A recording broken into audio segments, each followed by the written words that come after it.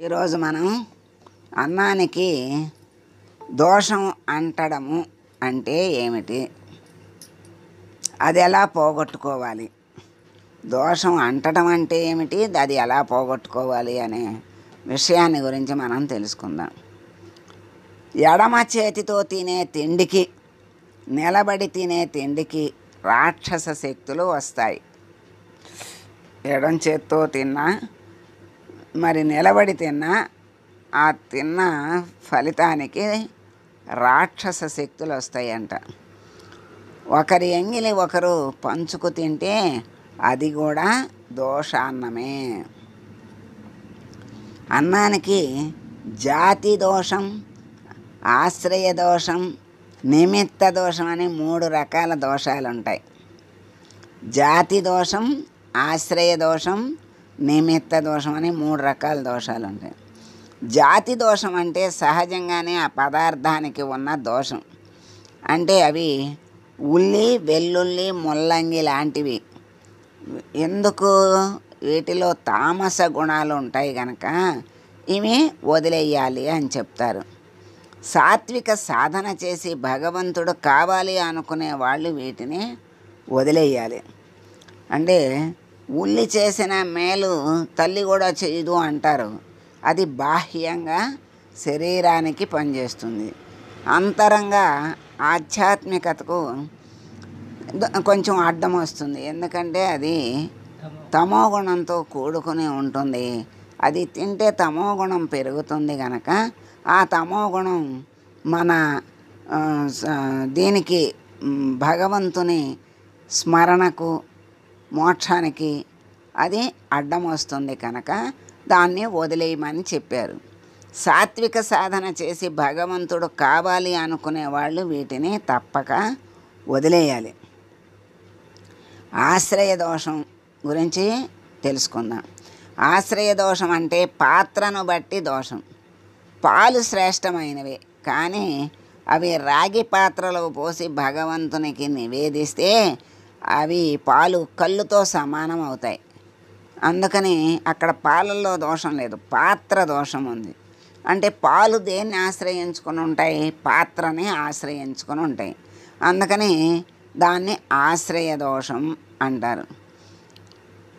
పదార్థం ఉత్తమమైనదైనా అది పెట్టిన పాత్ర సరైనది కాకపోతే అది ఆశ్రయ దోషం అంటారు. మూడవది నిమిత్త దోషం అంటారు.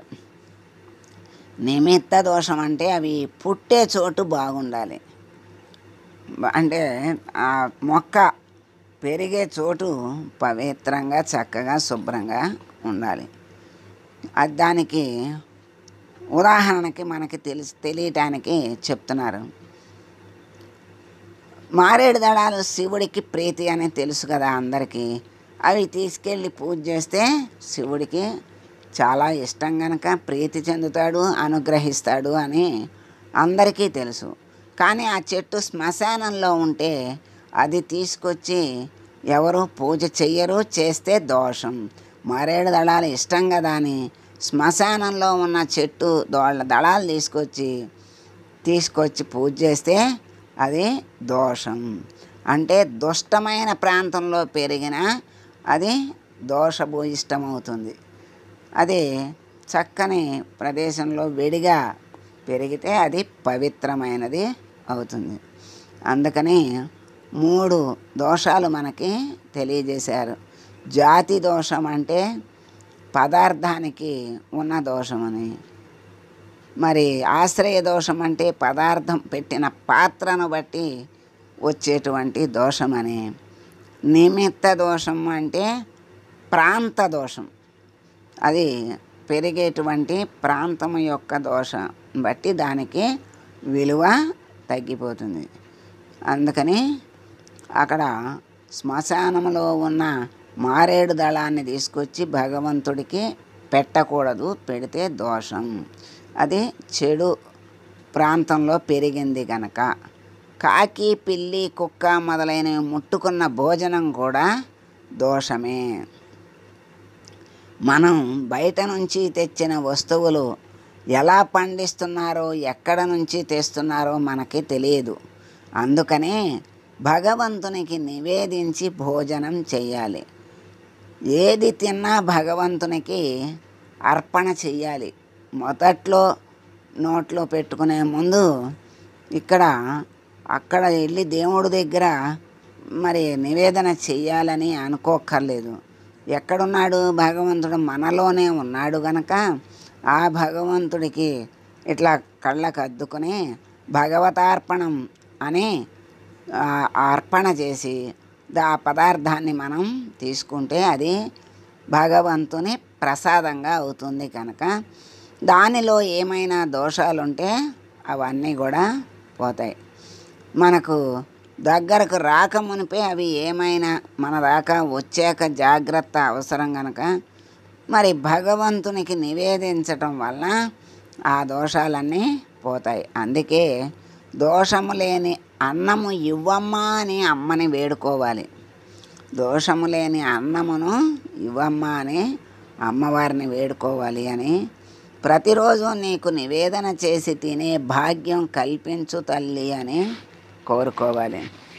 ఆ బియ్యాన్ని మనం అన్నప్రాసన చేసేటప్పుడు పిల్లలకు ఆ రోజు రామనామం పలుకుతూ శ్రీరామ శ్రీరామ అంటూ ఒక్కొక్క గింజ విరిగిపోని గింజలు మంచి గింజలు వేరి చక్కగా ఓ పక్కన పెట్టి వాటితో పాయసం చేసి పిల్లలకు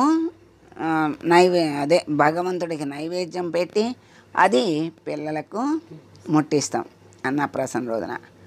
అది భగవంతుడికి ప్రీతి అవుతుంది, అనుగ్రహం కలుగుతుంది, పిల్లలకు శ్రేయస్సు వస్తుంది కనుక. అలాగే బియ్యాన్ని రామనామంతో ఏరుకొని ఆ బియ్యంతో వండుకొని తింటే ఇక దానికి దోషం ఉండదు అని చెప్తున్నారు. అంటే రామ రామ అంటూ బియ్యం ఏరుకొని రోజు ఆ బియ్యంతో వండుకొని తిన్నట్లయితే ఏ దోషం ఉండదు అని మనకి చెప్పారు. అన్నంలో ఉన్న దోషాలు ఏమిటో వాటికి నివారణ ఏంటి అంటే ప్రతిరోజు దోషం లేని అన్నాన్ని ఇవ్వమ్మా అని వేడుకోవటం ఒకటైతే, ఇంకొకటి బియ్యాన్ని రామనామంతో ఏరుకొని ఆ బియ్యాన్ని వండుకొని తినటం వల్ల ఏ దోషము ఉండదు అని నివారణోపాయాలు 2 చెప్పారు. ఇవి అందరూ తెలుసుకోవలసినవి, ఆచరించవలసినవి. మనం రోజు ఆహారం తీసుకుంటాం. అన్నమని ఇక్కడ అన్నారు, అన్నం అంటే ఆహారం అని కూడా వస్తుంది అర్థం.